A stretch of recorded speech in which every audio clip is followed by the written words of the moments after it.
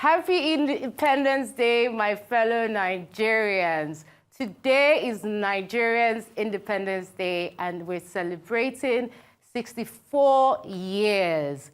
Nigerians often complain about the negative portrayal of the country, which often focuses mostly on corruption and bad governance. However, on this episode, today we'll be highlighting the positives about Nigeria, a country known for its vibrant culture, diverse landscapes, and resilient people. We'll be discussing the evolution of the Nigerian entertainment industry, from music to fashion to film to sports. All that and much more right here on Arise 360.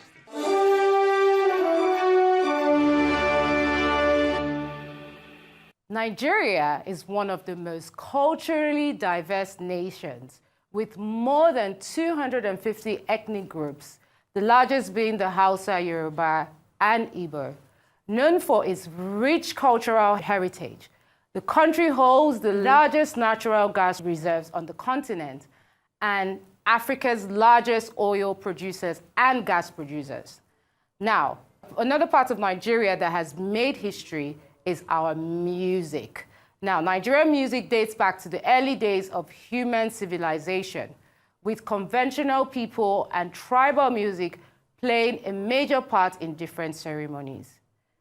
Earlier in history, traditional Nigerian music arose from a functional purpose, often performed to mark rituals like weddings, funerals, or culture. The three major tribes in Nigeria, namely Yoruba, Igbo, and Hausa, use music for celebration, storytelling, and cultural expression. Over time, it has advanced from this impact to incorporating assortments of genres, namely juju, highlife, fuji, reggae, jazz, and now Afrobeats. Now, let's break down the evolution of these various genres of music from Nigeria. Firstly, the juju music. In 1930, Babatunde King pioneered juju music, which Yoruba refers to as something thrown. Tunde's King's band would throw his tambourine in the air as part of their performance. As technology advanced in the 1950s, juju music incorporates the electric guitar, accordion, and ganga talking drums. King Sunny Ade is recognized as the pioneer of the electro music in Nigeria. His band plays with electric guitars, synchronizers, and vibraphones, which create his unique sound. He became the first Nigerian to receive a Grammy Award nomination in 1983 for his album Synchro System. There are various juju artists, namely Ebenezer Obey, Fatal Rolling Dollars, Shina Peters, and more. Synchro System.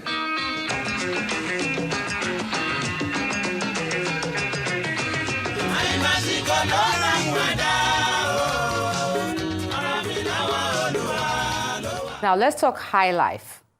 After juju is high life. Nigerians fell in love with high life when Ghanaian performers dominated the social scenes and nightclubs. Recorded and played live, the best spots to consume high life were in clubs that had a mix of Ghanaian and Nigerian performers. Bobby Benson and the Cassandra Theatre Party were the first popular Nigerian high life band, with time artists begin to delve into high life music. High life performers included Ike Dairo, Stephen Osita, Victor Warifo, and many more, with numerous songs. But the most popular high life song ever is Sweet Mother by Prince Nico Mba. I'm sure you know this one. Let's take a look.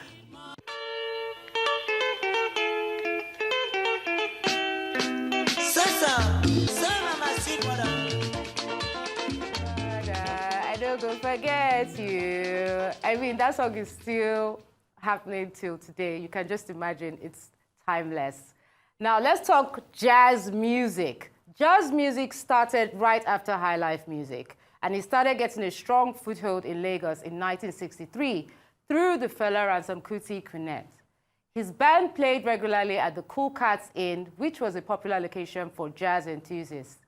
In the 1970s, Jazz 38 was a hot spot and became the most important jazz hub in the country. Artists such as Ginger Baker, James Brown visited Lagos, and they all jammed to Nigerian music on their tour.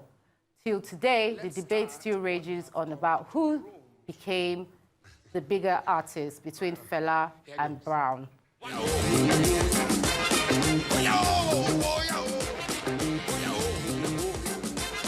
Can't help but vibe to that sound. Very nice sound.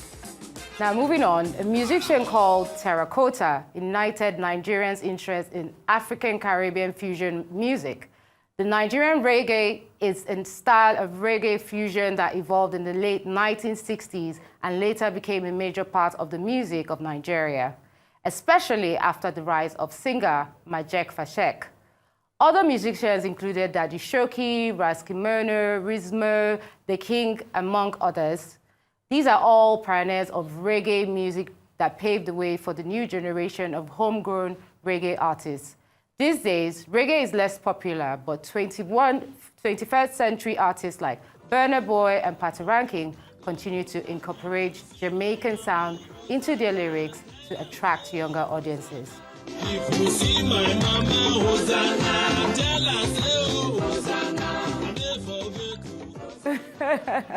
Daddy Shoki, I mean, one of the funniest artists back in the days. We cannot forget him. That was when, like, artistry just really began, like, you know. So, like, let's move on to Fuji music now. One of the most popular indigenous genres of music in Nigeria is Fuji music. Fuji music began a social-cultural movement in the southwest region of Nigeria in the early 60s, when Nigeria had just gained its independence and since traveled beyond its borders. Sikiru Ayinde Balogun, better known by his stage name Ayinde Barrister, is regarded as the pioneer of Fuji and Were music. Ayinde Barrister is said to have come up with the name Fuji after he saw a poster advertising the popular Japanese tourist attraction, Mount Fuji. Over the years, Fuji has proven its worth and it still remains significant in parties, especially Owambe. Rise up to dance to my new Fuji garbage. Rise up to dance to my new Fuji garbage. Me I go dance. I go dance with my sweetie. There's no way you cannot hear that Fuji beat and move, especially in any Owambe party, like they said. Fuji music is life. Now, moving on to this time, Afrobeat. Afrobeat is synonymous with Fela Kuti. We can't speak of his roots without mentioning Fela Kuti, for he created the genre with Tony Allen. Afrobeat is a blend of jazz, highlife, and other styles of West African music. Fela's space, Kalakuta Republic, was the epic center for the development of Afrobeats in Nigeria. Here, he performed unreleased songs and chastened military leaders and unsavory Nigerian businessmen. His maverick and revolutionary nature made him an icon of the people. For the same reason, the government looted him. Fela released Zombie, criticizing the government and soldiers who followed their orders blindly. It was an instant hit. Despite the maltreatment Fela faced by the government, they didn't stop advocating for good governance. Fela continued to use music as a weapon against the injustice he saw in Nigeria. Fela, the legend. You cannot talk about Afrobeats without talking about Fela. Hands down, he was the main influence, and a lot of our artists today are still using his style. Now, current mainstream music is referred to as Afrobeats or Afropop. Now, the people in the 2000s to 2024 that have evolved the music industry, obviously Don Jazzy, starting with, his whole label, Mo Hits, transforming the sound of African music, the Banj. We have P Square, we have David O, Wizkid, Tiwa Savage, Thames, Ira Star, and many more are the artists leading Nigerian's mainstream music. Afrobeats is the new global pop music, and renowned artists like Snoop Dogg, Drake, Chris Brown, Skepta, Nicki Minaj, Ed Sheeran have all collaborated with Nigerian artists. There's no doubt that Afrobeats is taking over the world and will continue to take over the world and dominate the industry. Yeah, I hope you enjoyed that.